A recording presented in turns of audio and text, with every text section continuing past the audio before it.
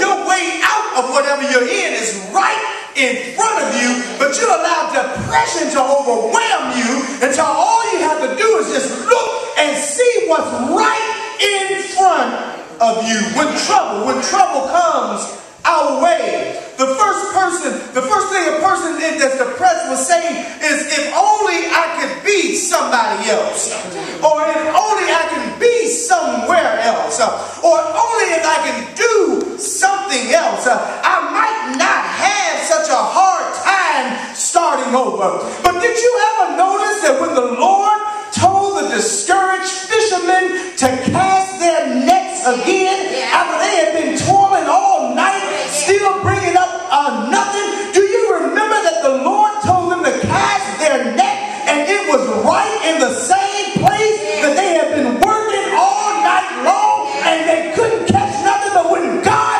said cast your net, it was there for the taking. Don't you know that when God speaks to your mind, all you got to do is open your eyes and walk right into it?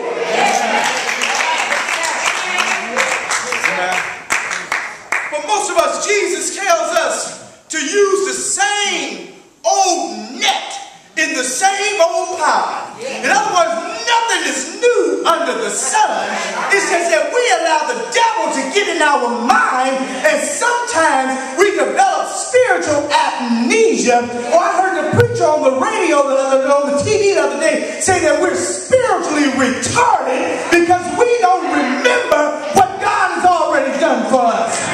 Oh yes, Jesus says try again. That's because he wants us to defeat our enemies rather than run from them. Too many times we run from situations. And let me tell you, we can't run from everything. Listen, let me tell you something. Folk look at their problem. They look at their situation, and the first thing they do is want to turn to the bottle or turn to some type of drug and get as high as they can to try to escape from the problems of life. But let me tell you something. Every good thing must come to an end. And I don't care how high you get. When you come back down off your high, your problem is going to still be there. So you need to stop running from the problem and start dealing with the situation. Oh, yes. Jesus says, try again. Oh, don't let it. He wants you to defeat your enemies, not run from them. He wants us to deal with those old temptations and overcome them. He wants us to face those faults and conquer them. He wants us to confront yesterday's trials today and tomorrow until our soul finally takes over and says, I can do all things through Christ who strengthens me. Oh, yes. We got to learn that we can't be depressed. We can't get down and out over what happens to us. Listen, Peter said, don't think it some strange thing is happening to you when trials come your way. Let me tell you something. That's why we got to stop running and crying to everybody, because everybody had problems. Everybody had issues. But what you need to do is you need to know that you can take them to the one who is able to solve it. I need help. If I need help and I come to you and you don't have anything to offer me, let me tell you, I don't need to talk to you. I need to go where I need some help. If I'm sick and I need medication, I don't need to go to the candy store. I need to go to the pharmacist. Oh, yes. But then, not only that, but the third and final stanza of David's song to the Lord is found here in verse 2b. He says, how long shall my enemy be exalted over me? Listen, now don't seem like the words of one who, on top of feeling deserted and depressed, he is now feeling dissatisfied. And don't you know we can't allow dissatisfaction, did I say that right, to rule our lives. We got to learn how to be satisfied and content in whichever state we're in. Let me tell you, the story is told of a little piece of wood that complained.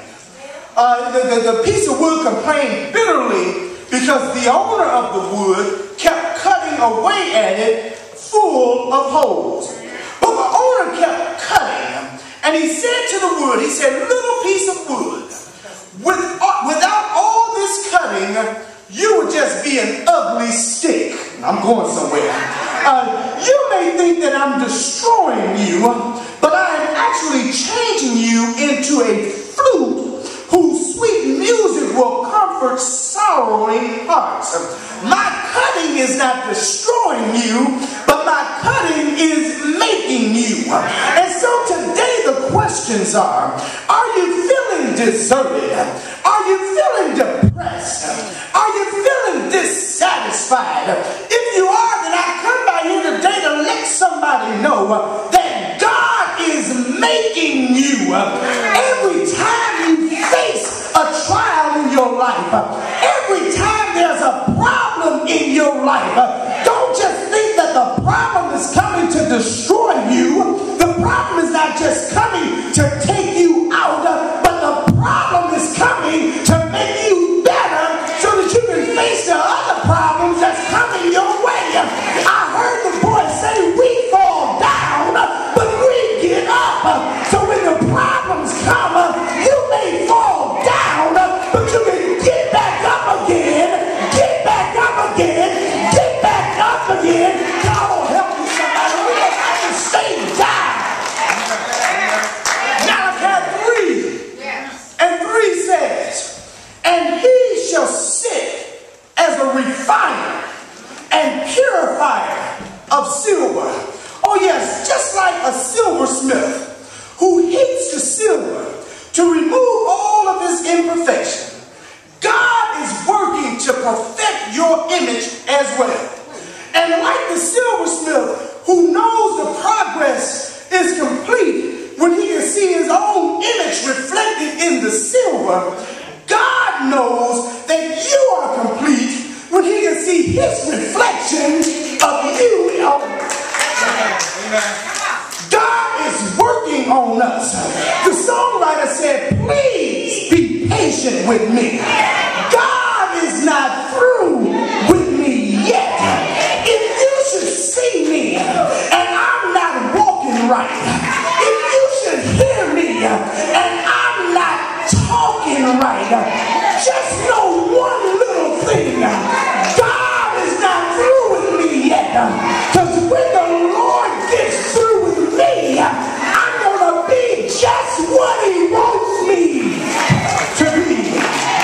Oh yes, yes, yes. And so David's questions are over. David has sung his 3 stanzas, but the symphony is still not complete. The song needs a chorus. Any good song don't just have verses, but it has a chorus. Oh yes, time is filled with swift transition, but then we got to have the chorus that says, hold to God's unchanging hand. And every now and again, the chorus may get good to us. That's why we repeat the chorus. And after every trial, after every situation we go through, we need to know that the song is not complete until we have a chorus. Remember at the beginning of the message, I said that David asked 3 rhetorical questions. And rhetorical questions are questions